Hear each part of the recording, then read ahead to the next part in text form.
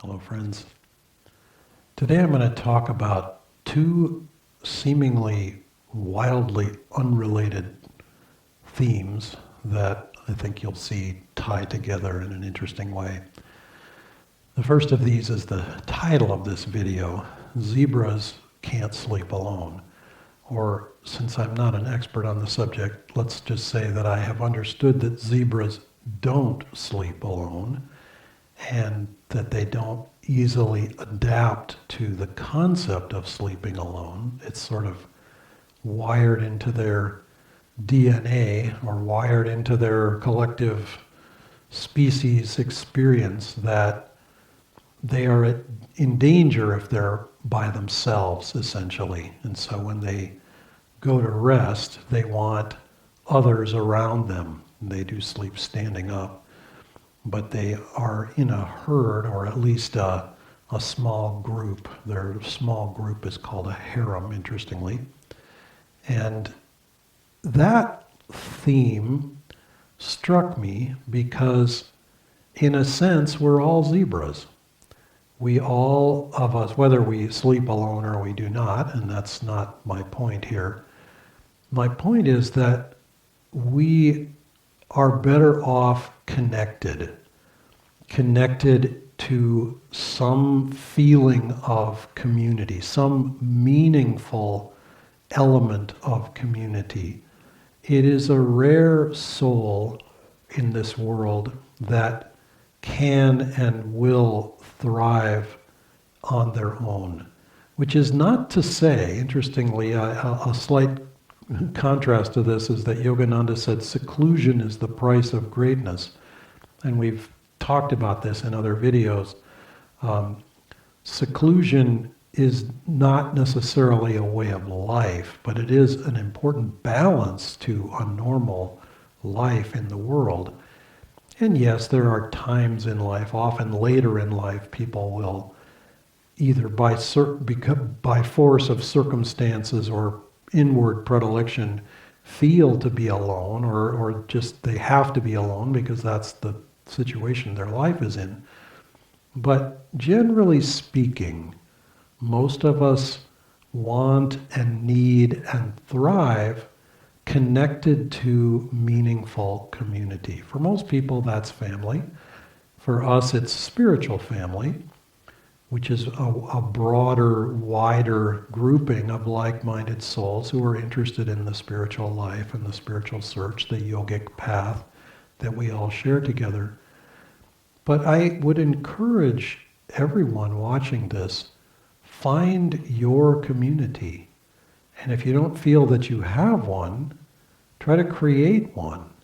Because there is this element of feeling, I don't necessarily want to say safer, but just more kind of grounded and in a harmonious way.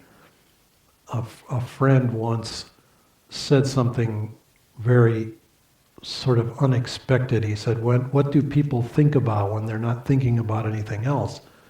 They tend to think about how is my connection to my tribe or my larger family, my social grouping? How am I doing with respect to them? And that's an aspect of needing to feel connected to community.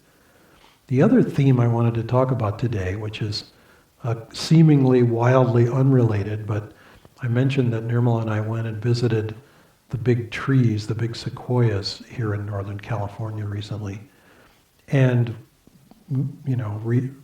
recorded a video about that entitled Trees Standing Firm. But I wanted to go a little farther because sequoias have a very interesting element to them.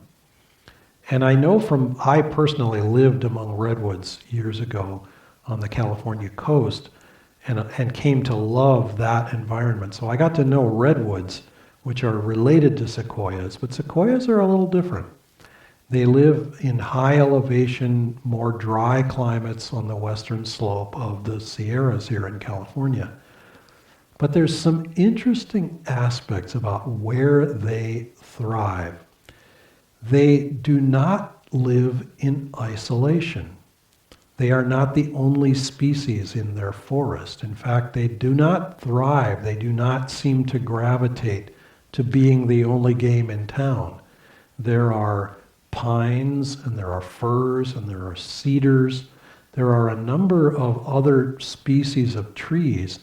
They also thrive in an environment that has a consistent source of water, but the soil drains really well. So a kind of sandy, loamy sort of soil helps them to thrive. And it just struck me, given that we will often repeat the line that Yogananda gave us, the aphorism that Yogananda gave us, environment is stronger than willpower.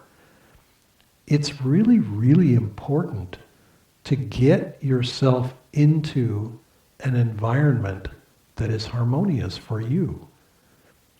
You can take a sequoia, and another interesting aspect of sequoias that I found fascinating is that new sequoia trees tend to germinate after a forest fire. Their pine cones, which are large, can carry the seed of a new tree, can carry the seeds in that pine cone for a long time. 10 and 20 years they can stay in that pine cone. And it will be a fire that will often give them the sort of incentive to germinate. And again, it's helpful in our lives to recognize that the environment that we are in and that we thrive in, if we feel like we're already in an environment that helps us to thrive, also just to recognize that there may be that aspect in our lives where something will come to interrupt that environment, to challenge that environment, such as a drought, such as a forest fire, such as a flood. And I don't just mean those kinds of events in the weather. I mean in the weather of our lives. There are fires, floods, droughts. There are sort of extreme events that come and they kind of shock us. They kind of, shake us and make us sort of reevaluate and recenter ourselves. And we've noticed, there's been a drought here in California, which was alleviated some years ago with a really heavy year of rain. But now, after a couple or 3 years of relatively dry winters, we're pretty much back in a drought again now, it looks like. And this year, the flowers are just incredibly robust and beautiful, and it's kind of like nature is saying, okay, I'm ready to put out energy. I'm ready to try to reproduce. I'm ready to manifest what my little life force can manifest. And it's good for us as interested in the spiritual life. It's good for us to recognize that sometimes that's what life is trying to deliver, is the sort of jolt or the shock that inspires us to say the same thing. Okay, I'm ready to marshal my forces. I'm ready to do what I can do, what I need to do, what's trying to happen, and manifest what can be manifested in my life. And that's a lesson that nature teaches us. And yes, we can lament the forest fires that have come to California recently, and God knows the air, when they're really bad, the air is awful. You feel like Lord, now would be a good time for me to experience breathlessness and to just stay breathless for the next foreseeable future, because breathing is just not a very fun thing to do. But it's important to recognize that those events often will come to us to kind of, literally and figuratively light a fire under us, to get us moving in a new direction or inwardly to find a new level of experience. And so I say all of those things just to help us recognize in nature some of the lessons that will help us to grow spiritually.